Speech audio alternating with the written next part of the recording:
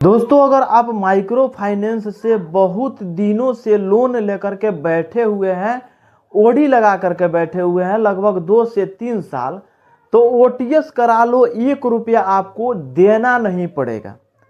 ये बिल्कुल बात सत्य है कि आपको जो है 1 रुपया देना नहीं पड़ेगा और ओटीएस कराइएगा, आपके ऊपर से लोन जो है समाप्त हो जाएगा और 1 रुपया बिना दिए।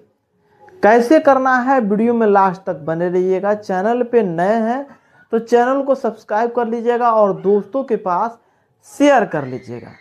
सबसे पहले, आप अगर बहुत दिनों से लोन लेकर के बैठे हुए हैं और उसका ईएमआई आप तोड़ करके जमा करते हैं, तो स्वाभाविक है आपका जो क्रेडिट स्कोर होता है, जिसको सिविल स्कोर बोला जाता है, वह आपका खराब हो जाता है और आप सोचते हैं कि दूसरे जगह से लोन लें, लेकिन पता चलता है कि दूसरे जगह पे आप लोन लेने जा रहे हैं तो एक ऑलरेडी एक पहले से जो हम लोन लिए थे जिस कंपनी से, उसमें हमारा ओडी लगा हुआ है, जिसके कारण से हमको लोन नहीं मिल पाता है, वहाँ से हमको रिटर्न आना पड़ता है।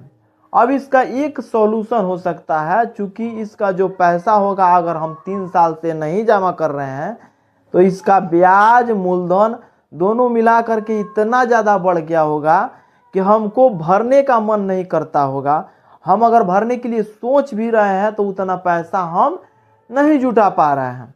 तो इसका सॉल्यूशन एक ही है, आपको जो है ओटीएस कराना पड़ेगा।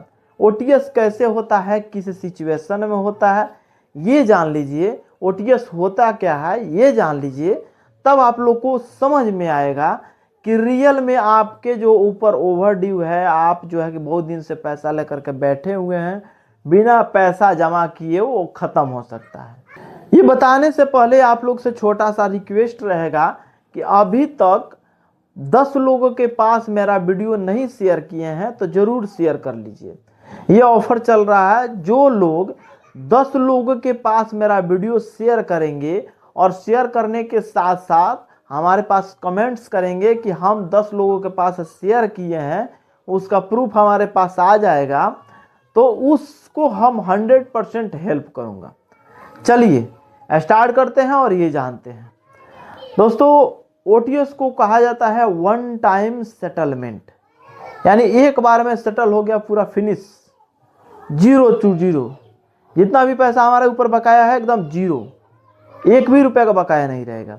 कैसे होता है, अगर मान लीजिए किसी भी माइक्रो फाइनेंस से 3 साल 4 साल 5 साल 6 साल से आप जो है पैसा लेकर के उसका बैठे हुए हैं, पैसा नहीं जमा कर रहे हैं, आप राइट अप में चले गए हैं, तो राइट अप देखिए ये होता है, एक एनपीए, राइट अप, डीपीडी, अलग अलग रूप होता है। तो राइट अप जो होता है, सबसे पुराना क्लाइंट आप हो जाते हैं, बहुत दिन से नहीं जमा कर रहे हैं तो वह राइट अप हो जाता है।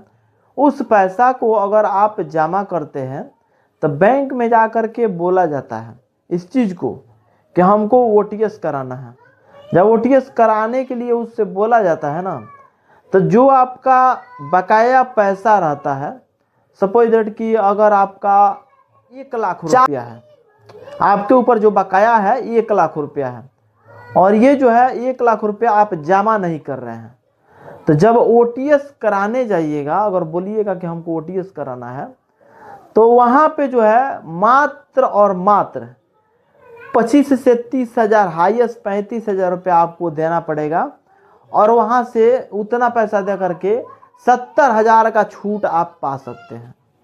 70 हज़ार का, कभी कभी कंपनी में 75% का भी छूट मिल जाता है, किसी कंपनी में 65% का भी छूट मिलता है। तो उसमें पता कर लीजिएगा कितने % पे ओटीएस हो रहा है, उतना % आपको छूट मिल जाएगा। मात्र 1 लाख जहां लगने वाला होगा तहां पे 25 हज़ार 30 हज़ार पे आपका काम हो जाएगा।